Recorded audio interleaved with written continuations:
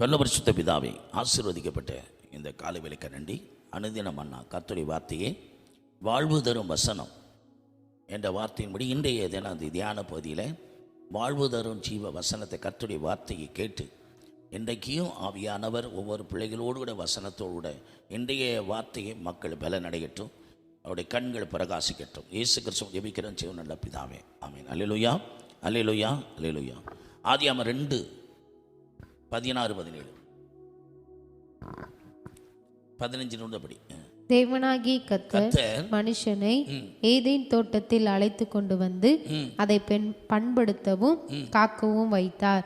தேவனாகிய கர்த்தர் மனுஷனை நோக்கி, நீ தோட்டத்தில் உள்ள சகல விருட்சத்தின் கனியையும் புசிக்கவை புசிக்கலாம், ஆனாலும் நன்மை தீமை அறியத்தக்க விருட்சத்தின் கனியை புசிக்க வேண்டாம், அதை நீ புசிக்கும் நாளில் சாகவே சாவா என்று கட்டளையிட்டார். இங்கே சொல்றாரு, எல்லா கனியும் புசிக்கலாம், ஒரே ஒரு கனியை மட்டும் புசிக்கக்கூடாது அப்படிங்கிற வார்த்தையை கேட்டு அவர் விசுவாசித்தார்கள். வாக்கு தத்துவம் அவங்களுக்கு அந்த வார்த்தையை கொடுத்தோன்னு விசுவாசித்தாங்க.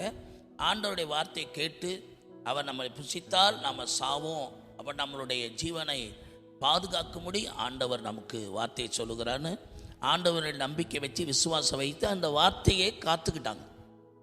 ஆனால் 3வது அதிகாரத்துக்கு வரும்போது இதே வசனத்தை பிசாசு என்ன செஞ்சிடறான், திருப்பி விட்டுறான். இவங்க 2வது அதிகாரம் 15-17 வரைக்கும் ஆண்டவருடைய வார்த்தையை கேட்டு விசுவாசம் வைக்கிறாங்க. ஆனால் 3வது அதிகாரத்துக்கு வாங்க, 5-6 படிமா. நீங்கள் இதை புசிக்கும் நாளிலே உங்கள் கண்கள் திறக்கப்படும் என்றும் 2:15-16-17 புசிக்க கூடாதுன்னு சொன்னார். இந்த வார்த்தையை கேட்டு அவங்க விசுவாசம் வச்சாங்க, தேவனோடு விசுவாசம் வச்சாங்க. ஆண்டவர் நல்லவர் என்பதை விசுவாசித்தாங்க, நம்ம நேசிக்கிற அன்புள்ளவர் என்பதை விசுவாசித்தாங்க. அதனால் அந்த வாக்கு தத்தத்தை பெற்று அவங்க தேவனோடு நல்ல உறவுக்குள்ள இருந்தாங்க, தேவன் மேலே விசுவாசமாக இருந்தாங்க. ஆனால் 3வது அதிகாரத்துக்கு வரும்போது நீங்கள் இதை புசிக்கும் நாளிலே செய்யக்கூடாதுன்னு சொன்னாரோ அந்த விளக்கப்பட்ட கனியை பார்த்தத பிசாசானவன் தந்திரமானவன். இப்ப இவன் என்ன செய்யறான் பாருங்க. உங்கள் கண்கள் திறக்கப்படும் என்றும் நீங்கள் நன்மை தீமை அறிந்து தேவர்களைப் போல இருப்பீர்கள் என்றும் தேவன் அறிவார் என்றது. அப்பொழுது ஸ்திரீயானவள் அந்த விருட்சம் புசிப்புக்கும் நல்லது, பார்வைக்கு இன்பமும் புத்தியை தெளிவிக்கிறதற்கு இச்சிக்கப்படத்தக்க விருட்சமாய் இருக்கிறது என்று கண்டு அதன் கனியை பறித்து புசித்து தன் புருஷனுக்கு கொடுத்தால் அவனும் புசித்தான். இப்போ என்ன நடந்தது? இப்போ இந்த ஆண்டவர் 2வது அதிகாரத்தில் புசிக்காதீங்க, அதனால உங்களுக்கு ஆபத்து மரணம் சொல்றாரு. ஆனால் 3வது அதிகாரத்தில் பிசாசு சொல்றா, நீங்களாம் சாக மாட்டீங்க, நீங்க சாப்பிட்ற நாளிலே உங்க கண்கள் திறக்கும், தேவர்களை போல ஆயிடுவீங்க. அப்படின்னா பொது முடிவேற்பில் கடவுளை போல ஆயிடுவீங்க. அப்படி என்ன அர்த்தம்? இதெல்லாம் அவருக்கு தெரியும், நீங்க அவரை போல மாறக்கூடாது, அவரை போல ஆயிடக்கூடாதுன்னு சொல்லி ஆண்டவர் அதனால அதை தடுத்து வச்சிருக்கிறார். சொல்லிட்டு இங்க நற்செய்தியை கேட்டவர்கள் விசுவாசத்தில் இருந்தாங்க, துச்செய்தியை கேட்டு அவிசுவாசத்துக்களை போய் விளக்கப்பட்ட கனியை பறிச்சு புசிச்சு சாப்பிட்டாங்க. பிசாசு முதல்ல கை வச்சது அவங்க ரட்சிப்பு இல்லை, விசுவாசத்தை கை வச்சிட்டான்.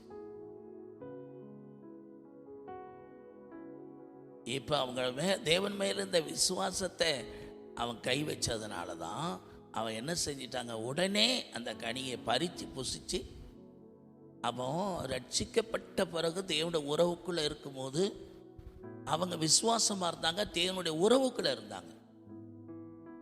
எங்க அந்த விளக்கப்பட்ட கனியை புசிக்கிற துச்செய்தியை, பிசாசு மூலம் துச்செய்தியை கேட்ட உடனே அவர்கள் அந்த அவிசுவாசத்துக்கு இடம் கொடுத்து விளக்கப்பட்ட கனியை பறித்து புசிச்சு புருஷனுக்கு கொடுத்துட்டாங்க. விசுவாசமா இருக்கும்போது விளக்கப்பட்ட கனியை தொடலை, அவங்க அவிசுவாசமாகும் போது விளக்கப்பட்ட கனியை பறித்து புசிச்சு சாப்பிட ஆரம்பிச்சிட்டாங்க. இதை கேட்கிற தேவனுடைய பிள்ளைகள்,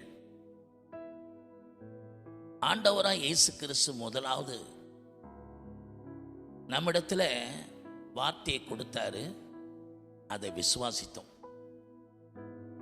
விசுவாசிக்கும் போது கிருபையை தந்து ரட்சித்துறாரு. இதுதான் உண்மை.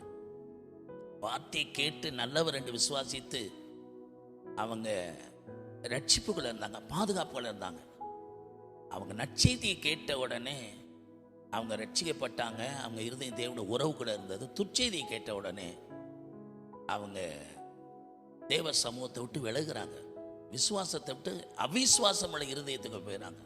அதனால தான் விளக்கப்பட்ட கனியை பறித்து புசித்து புருஷனுக்கு கொடுத்து அந்த தேவ உறவை இழந்துட்டாங்க. அப்போ முதலாவது விசுவாசம் காக்கப்படணும் அப்படின்னா தேவனுடைய உறவுக்குள்ள இருந்தால் தான் மாத்திரமே நாம் காக்கப்பட முடியுமே தவிர, அந்த நற்செய்தியை கேட்கிற மூலமாக தான் நான் காக்கப்படுமே தவிர, துச்செய்தி அவிசுவாசம் உள்ள இருதயம் எப்போ வரணும்னா தேவ சமூகத்தில் ஆண்டவர் ஒருத்தர் நல்லவர் கேட்டு போயிருக்கிறோம். அவன் டைரெக்டாக அவர் கெட்டவர் சொல்ல மாட்டான், டைரெக்டாக உள்ள வருவான். இதை நீங்கள் புசிக்க நாளிலே உங்கள் கண்கள் அவரை போல கடவுளை போல மாறி அவருக்கு தெரியும். ஒரு சந்தேகத்தை தூண்டி விட்டு அவர் நம்மையில பொறாமப்பட்டவர் மாதிரி, நம்ம நல்ல வாழ்க்கை விரும்பாத ஒரு மாறி, நம்ம தீமைங்கிற விதையை சர்ப்பமானது தந்திரமா போட்டு ஜனங்களை தேவன் மேலே இருக்க விசுவாசத்தை விட்டு விளக்குவான். இதுதான் அவனுடைய வேலை. இதை கேட்குற அன்பான பிள்ளைகள், நீங்கள் தேவனுடைய சமூகத்தில் கர்த்தருடைய உறவுக்குள்ள இருந்து அவருடைய நற்செய்தியை கேட்கும் போது விசுவாசம் உடையவளாக இருப்பீங்க. அவிசுவாசமுள்ள இருதயம் வராதபடிக்கு, தேவனை விட்டு விலகுற பொல்லாத இருதயம் உங்களுக்கு வராதபடி, அவரை பற்றி தீமையை பேசுகிற எண்ணங்களுக்கு இடம் கொடாதபடி, நீ தேவனுடைய நல்ல உறவுக்குள்ளே இருந்து விசுவாசத்தை காத்து கொண்டு நீங்கள் நன்மையை தற்காத்து தேவனுடைய ரட்சிப்பை காத்துக்கொள்ள உங்கள் விசுவாசத்தை காத்துக்கொள்ளுங்க. விசுவாசத்தை நிலைத்திருங்க. இயேசு கிறிஸ்துவை ஜெபிக்கிறோம் ஜீவனுள்ள பிதாவே, ஆமென்.